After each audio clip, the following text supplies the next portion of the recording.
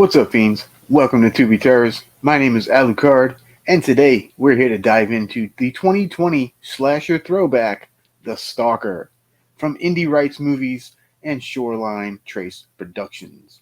John Giorgio directed, edited, did the cinematography, and wrote the music for the film.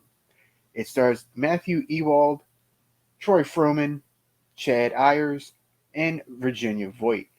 It's available to stream free right now on Tubi and the Roku channel, and is also available on Amazon Prime. Let's dig in.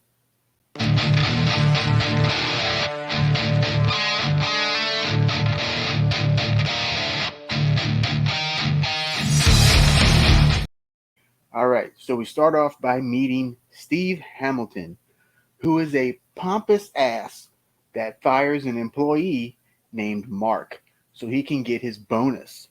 Yep, great guy. So we move on 1 year later, and we meet Steve's wife, Wendy, as she arrives home from a self-defense class. She finds flowers at her doorstep from an unknown man that's been obsessed with her for nearly a year. She's finally had enough and calls the police, who tells her there's nothing they can do unless she gets attacked. Great job. She suddenly sees someone with a flashlight in their yard, so she runs out with a gun and shoots the trespasser. The stalker immediately gives her a telephone call, laughs, and says, "Our fun has just begun." Wendy and Steve take care of the innocent body and take their teen boys to their lake house for a few days to basically hide out. Wendy then goes to town for supplies and stops at a local donut shop where she meets the creepy pizza guy, Craig, who immediately hits on her. He even manages to overhear her lake house address while she's on her phone.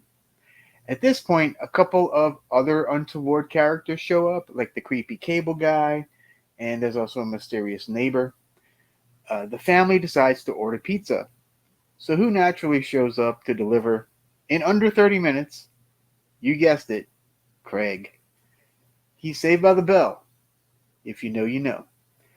Craig, of course, is weird and awkward with Wendy, who is like, dude, what the hell?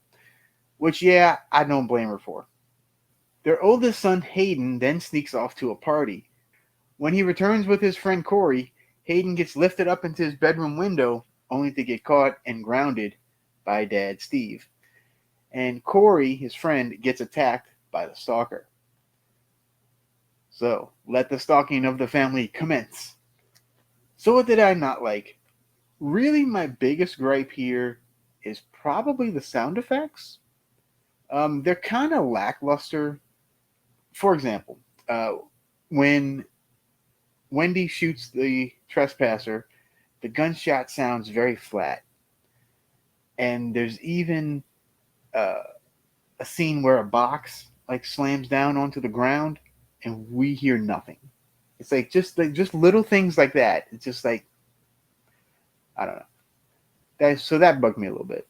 Now I know that's kind of nitpicky, but I do think it would have improved the movie and made it feel a little more real or believable, maybe. There's also no real mystery here. If you have half a brain at all, you know who the killer is early on. I also think that they could have maybe added 10 minutes for a little more backstory, but they are making a sequel, so maybe we'll get that there. So what did I like? The acting all around is pretty great, especially from Matthew Ewald, and it's always fun seeing Troy Froman show up, being like the weird, kind of crazy guy. This movie is also very tightly edited, so the pacing like flies by. It's paced really well. And it's only an hour long, so it's not a huge time crunch. I also dug the creepy music, and I thought it worked really well with the movie. Oh, and make sure you stay for the after credit sequence, which ties up some loose ends. And I am actually looking forward to the sequel.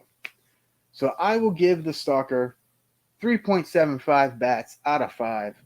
It doesn't break any new ground, but it doesn't have to. This is a very solid thriller with some slasher aspects. So if you're a fan of that kind of thing, I say give this one a watch. I think you probably dig it. Until next time, adios, Bella Lugosi.